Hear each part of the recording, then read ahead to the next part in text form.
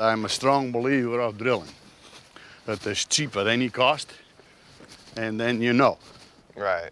It's never been drilled or anything like that before.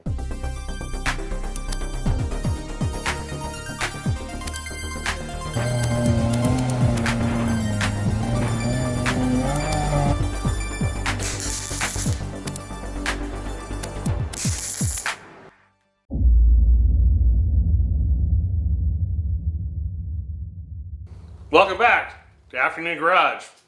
Well, you can pretty much see what I'm up to. I'm going to make this Porsche cable do some work for me and put some head stud inserts into the magnesium case here. And, well, shouldn't be too difficult. I know there's a lot of people on the internet who say, don't do that. If you do that, the block will look like a porcupine. I've never seen one done correctly without a mill, which you need some kind of a Bridgeport mill or something to that effect. And, well, you know what? I just don't believe that. I'm really surprised there's no videos on how to do this easy with this without maybe, I've seen one with a fixture or something like that, but nothing ever with just a standard drill press. I recommend getting a decent one as a Porter cable or a jet or something to that nature. And let's go to the bench and I'll show you what I'm going to use. All right, here's the assortment of stuff I procured in the last couple weeks to do this job. When you think about thread inserts, this is a helicoil type threaded insert. And, you screw it in, you break the tab off. A lot of people are familiar with these. This happens to be a spark plug rethread, so it's kind of handy there. But basically, I need something a little bit stronger than this. So what they have is they have something called a time insert. I don't have one, but here's a picture of it here. Basically, it's just a threaded insert, and you screw it down into the block. And then you screw your stud into it, and it flares out in the bottom. The next kind is called a case saver. So this is kind of what I'm going to be using here. Now, case savers, they have a much coarser thread here. They're a little bit bigger in diameter. And I just think that, you tuck one of these way down inside that magnesium case, it's probably not going to have a tendency to pull this out like it would maybe a time insert. So I think I'm going to be going with these. So I have M8 and M10 case savers. There's a need for an M8 on that magnesium case there. So to drill that hole, it takes a 29/64 drill bit. This is one right here. And of course, I bought a foot-long 29/64 drill bit. And I could cut this wherever I needed to, kind of get it up inside my drill press. Because what I really want to do is I want to drill this hole, and then I want to follow and come right behind it with the tap. And I want to use the chuck of the drill to actually locate the tap. So I have three different types of taps here. I have a bottoming tap, your standard tap, and then a 4-flute taper tap here. My thought with the taper tap was, the top of the deck is kind of uneven, and I thought I could probably start it with this, and then maybe transition to the bottoming tap to get a flat hole there. So I have this. This is kind of a ratcheting deal here, and then it has a kind of a locating hole in the top. I was going to use something like a tap follower. This is a machine tool for a mill. And you can basically use this, chuck this up in the drill. I would have to be always putting pressure on the chuck, to keep on engaging in here. And well, that seemed like kind of an impossibility. So I moved on to this. This is probably going to be what I'm going to use here. Now, this is the same kind of thing where it has a built-in follower in the top, and I think what I can do is I can just chuck this up in the drill bit, and then as I tap, it'll keep on locating my position there in the top. One thing I see that's wrong with this is, well, that's not a whole lot of leverage, so you put something like that on there, now I can really kind of get on it, and I can use the chuck to make sure my alignment's correct, and well, tap those holes. This doesn't look too hard. Got some cutting fluid here, and well, let's go try it out. All right, well, one of the things I want to do is kind of square this table up. There's a tilt, and you can actually kind of set it and adjust a little bit. You can put shims in for the fore and aft, and left and right, it's just a screw. So what I did was I put a foot-long drill bit in here, and then a square here, and I kind of go down, and you can kind of sight it. You have some backlight here, and you can kind of see if it's, if it's straight up and down. Of according to the flatness of the table. But you know what? I found a much better way to do this. It's a little bit more accurate. And well, let's check that out. So what I did was I bent a piece of steel like this. I'm just going to chuck this up into the bit and then rotate the drill and see where it contacts the table. Okay, now I brought the table up to where this just barely contacts. And what you can do is you can rotate this and then check this gap right here. So you can see it's actually touching right there. And it gradually gets more and more distance in there. So looks like we need to tilt the table this way. A lot of these drill presses are built like this, so it's really easy. Just kind of put a wrench on there, loosen it up, tilt your table, and tighten it back up.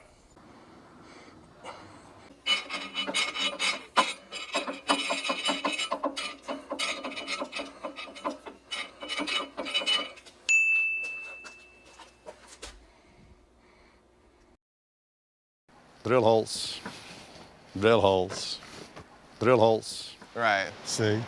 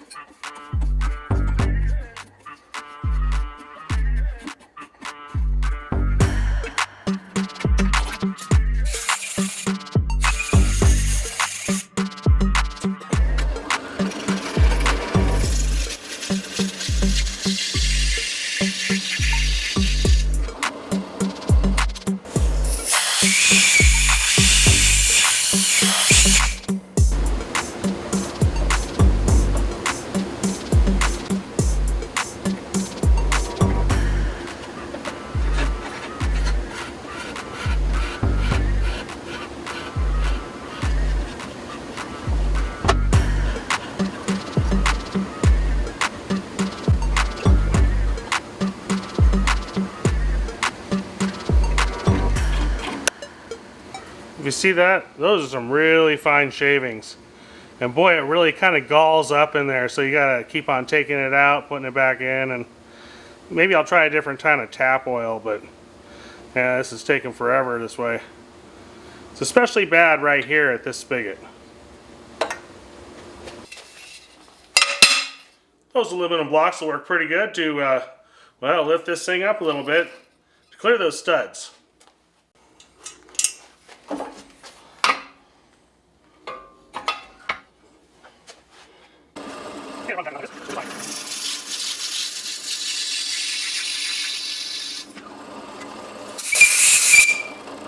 You know, they recommend you do something with this here too. This is a M8 into the magnesium case, and I guess this is probably to hold the two halves together. And this pulls sometimes, so what I did was I got, well, an M8 case saver, so I'll be putting that in there. Takes a 12 by 1.5 tap, and should keep this from pulling.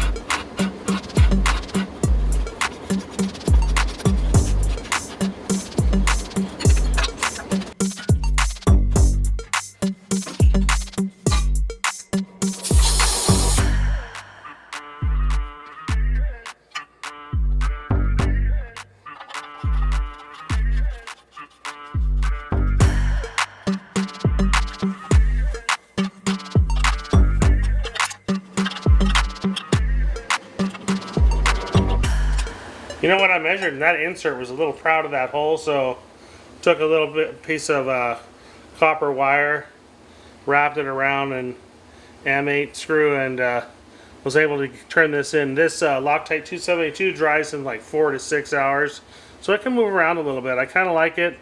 I'm in no hurry, but this is definitely below the surface now. Well, that wasn't too hard, was it? So got all the holes drilled and got it back on the stand now. And one thing I was kind of questioning, I wanted to put in all these case savers here, but unfortunately they have to be in at the right depth. And well, it looks like I'm going to have a little bit of a problem with that, because when I screw it onto these new ARP studs I have, well, they don't engage completely all the way, and it has a kind of a knurled end, and it kind of provides a stop for it, which is okay because these are plenty beefy enough, you know, but the thing is, these are going to have to be sunk into the case quite far.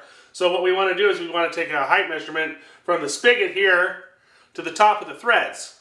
So let's do that, find out exactly how far the stud recesses into the block.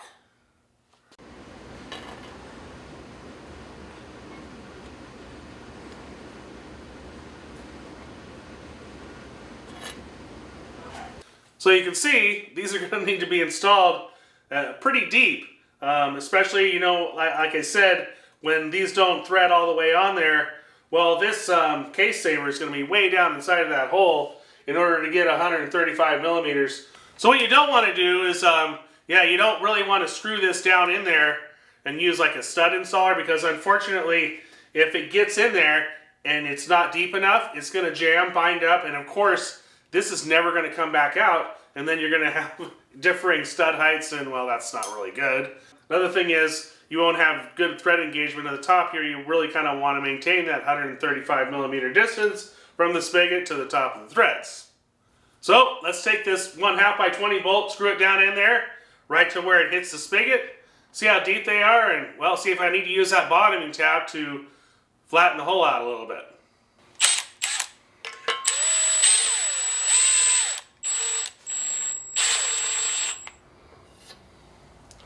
That one looks pretty good.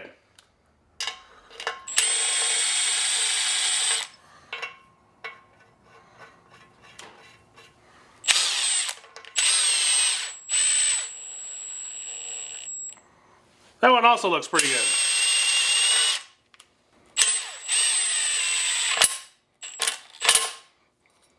Okay, now see, you can see that one is almost 1/4 of an inch too shallow. So I'm going to get out my bottoming tap and level that out a little bit in the bottom of the hole.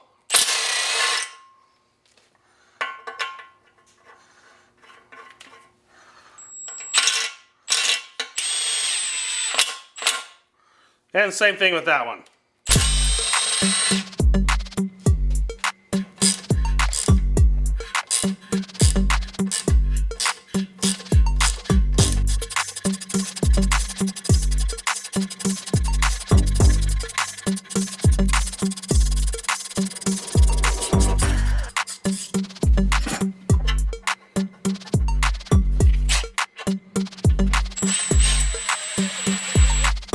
Alright, that's pretty good. I'll just do this to the rest of them. Alright, success. Got all those holes drilled. Everything looks really good. Of course, the case halves are kind of dirty, so I'm going to have to clean those up, clean all the shavings off, make sure I get everything, you know, as clean as possible. Unfortunately, I'm not going to be able to have this case look like my last aluminum case I did. Well, simply because this magnesium kind of ages and it shows its wear, especially if you don't have something like a vapor blaster, which I don't have. But so it won't be as pretty when we get it back together, but you know, I just wanted to make sure and be functional. So cleaning out the oil return tubes is a must here with some Scotch-Brite, and well, you know, make sure you get all the tap oil out of the holes. That would be good too, so your Loctite works. And I'm going to be using different Loctite than a lot of people use on these blocks. I understand that's a lot of things you do on these cars. Well, not one person does it like the next. So everybody has their own technique, and I've certainly got mine using a drill press to do this job. But the holes are all drilled now, and boy, they look really good.